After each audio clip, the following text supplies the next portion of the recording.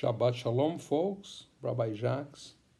Here on video for you because apparently last Shabbat we had some difficulty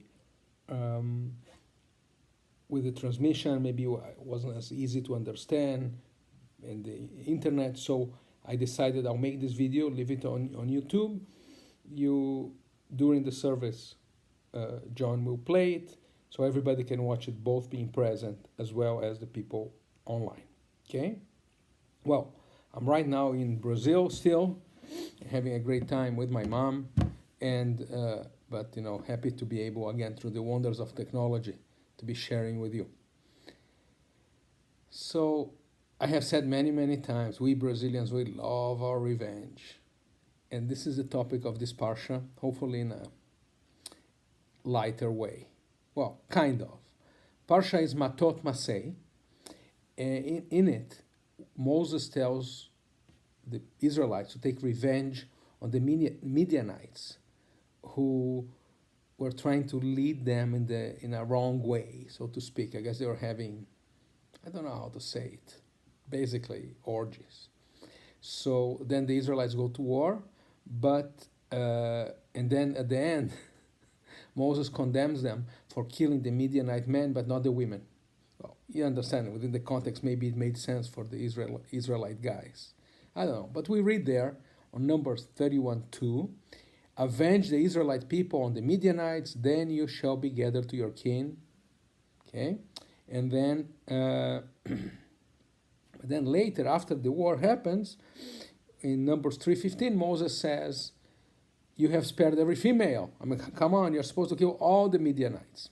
Well, so, and I think, this idea of Moses demanding revenge and killing people kind of goes against all the teachings we see in the Torah.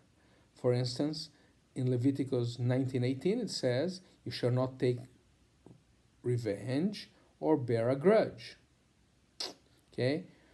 And this is also the same Torah that says, vengeance is mine, says the Lord. This is Deuteronomy 32:35, which means that I guess it's okay for revenge to happen, just leave it up to God. So leave it up in God's hands, not human hands. And I'll make a personal note. If Joyce is with us, she will know what I'm talking about, because she's a witch, basically, and I love her, where there was somebody who, some of you know, who did me tremendous harm within a few years ago, as you probably remember. And whereas I fantasize about revenge, Joyce always told me, leave it up to God, and it's not your problem. She's my rabbi, basically. And then, in fact, something happened to that man that if I, for a million years, had sat and thought about revenge, would not have been nearly as horrendous as what happened to him. And so I guess Joyce was right. So revenge is the Lord's. But anyway, how are we to deal with and to understand this call in the Torah to seek revenge? And I think, if you look at it in a calm way, maybe not in a Brazilian way, this is a struggle. Let me tell you about an interesting exercise. There is a game called the ultimatum game. In theory, it goes like this. You get two players, two people.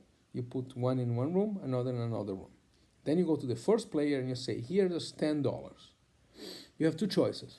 Oh, by the way, they don't know each other, they don't see each other, they have nothing to do with each other. Okay?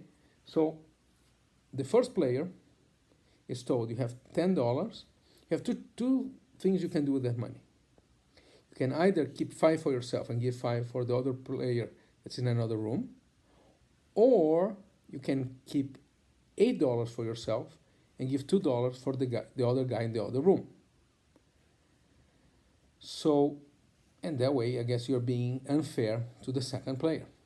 The catch of the game is that in order for this deal to happen, the second player, who is not seeing or knowing who the first player is, has to agree. So either he agrees to the deal, or if he disagrees, so if it agrees to the deal being 5 and 5 or 8 and 2, or if he disagrees, nobody gets anything.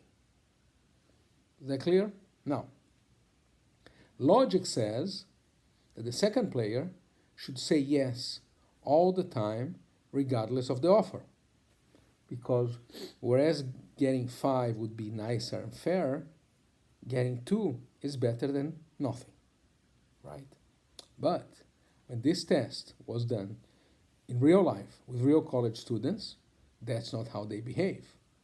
Most students who received $2 rejected the offer, knowing that the other party would also get nothing. Basically, it's like this: if we feel we have been not treated right, we want to get even. And getting even is more valuable than money to many people. Or, we say revenge is sweet.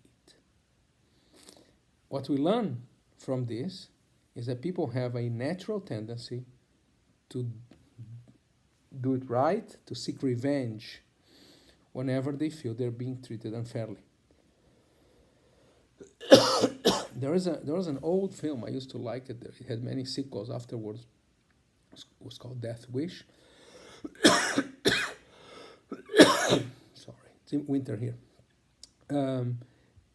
It's a really old film about a mild-mannered guy who basically seeks revenge on people that killed his wife. Many sequels. I guess, we all want, just like Moses wanted revenge against the Midianites, we all want revenge against people that wrong us. And yet, I don't know about you, but for me, the desire for revenge that we see in the Bible makes me feel uncomfortable. And what actually motivated this